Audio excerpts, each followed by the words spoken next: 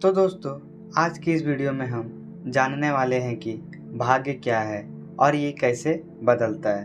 तो दोस्तों, अगर आपको लगता है कि आपकी किस्मत खराब है, जो आज मैं कहानी में बताने वाला हूँ, ये कहानी आपको ज़रूर सुननी चाहिए।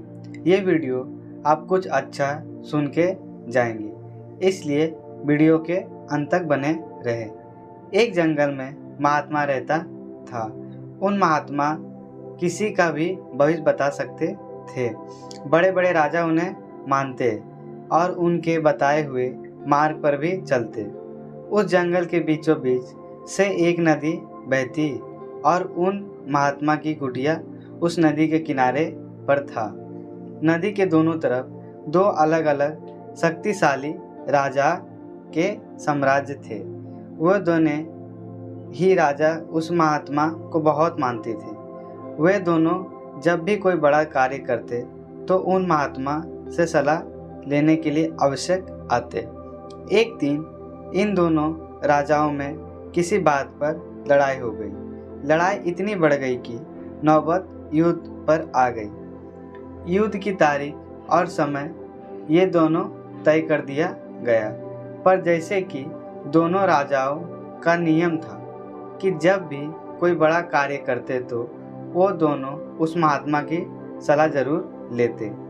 इसलिए पहला राजा उन महात्मा के पास आता है और उनसे पूछता है कि महात्मा जी, मैंने पड़ोस के राजा के साथ युद्ध करने का निश्चय किया है और इसलिए यह जानने चाहता हूँ कि युद्ध का परिणाम किसके पक्ष में होगा। वो महात्मा कहते हैं कि यदि तुमने युद्ध किया तो तुम्हारी हार निश्चित है। फिर वो राजा महात्मा जी से पूछता है कि क्या जीतने का कोई उपाय नहीं है। वो महात्मा कहते हैं कि यदि युद्ध किए तो हार निश्चित है।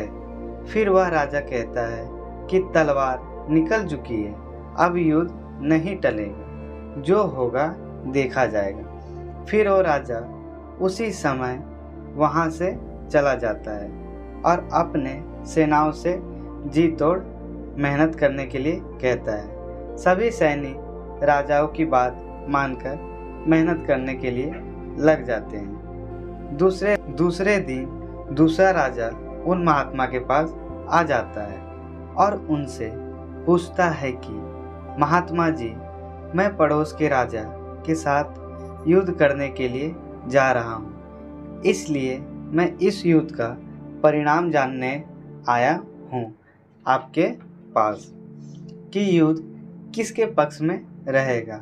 वो महात्मा कहते हैं कि जीत तुम्हारी और उस राजा के पास तुम्हें हराने का कोई उपाय नहीं है। उन महात्मा की बात सुन के वो राजा बहुत खुश हुआ और वो सीधा जाकर अपनी सेना को यह खुशखबरी सुनाता है।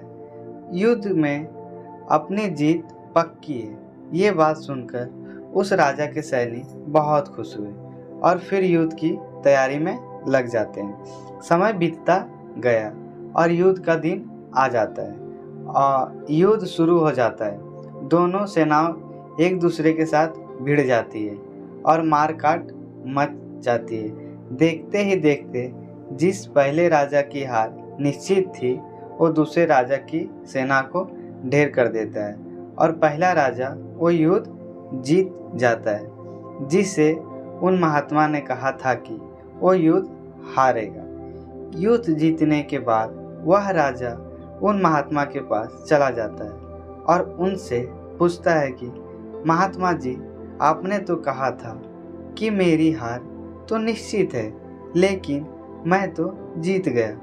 आपकी भविष्यवाणी कैसे गलत हो सकती है। फिर वो महात्मा उस राजा से कहता है कि मैंने तो वो कहा था जो तुम्हारे भाग्य में लिखा था, लेकिन तुमने अपने कर्म और मेहनत से अपने भाग्य को बदल दी।